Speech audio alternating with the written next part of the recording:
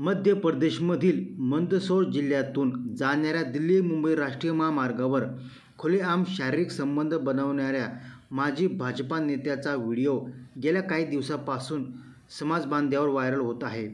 व्हिडिओत दिसणाऱ्या मनोहरलाल धाकड यांनी पोलिसांनी अटक केली आहे. तसेच धाकड यांच्याबरोबर दिसणाऱ्या महिलेचा तपास चालू आहे. दरम्यान ती महिला नेमकी कोण होती असा प्रश्न सर्वांना पडला आहे. धाकड यांच्याबरोबर भर रस्त्यात शरीर संबंध ठेवण्यास ती महिला कशी काय तयार झाली?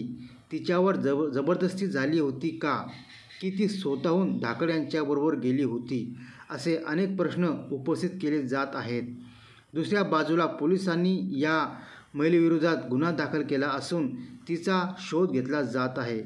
तसेच पोलिसांनी त्या महिलेची ओळख पटली असल्याचा दावा केला आहे.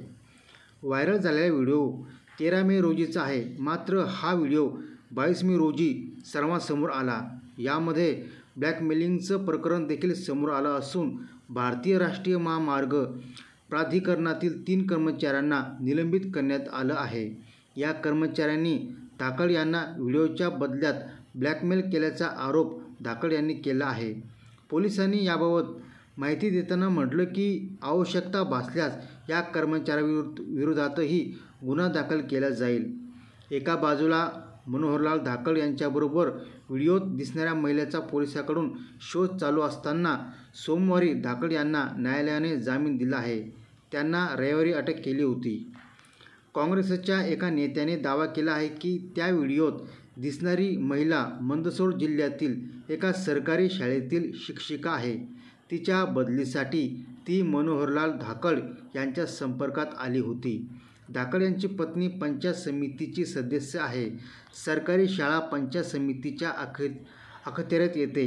त्यामुळे धाकड यांनी सदर शिक्षिकेला तिच्या बदलीचं किंवा राजकीय प्रलोभन दिलं असावं. त्यामुळे यामध्ये बलात्काराचं प्रकरणही समोर येऊ शकतो. त्यामुळे पोलिसांनी निष्पाप तपास करावा अशी मागणी मध्य प्रदेशमधील काँग्रेस नेत्यांनी केली आहे.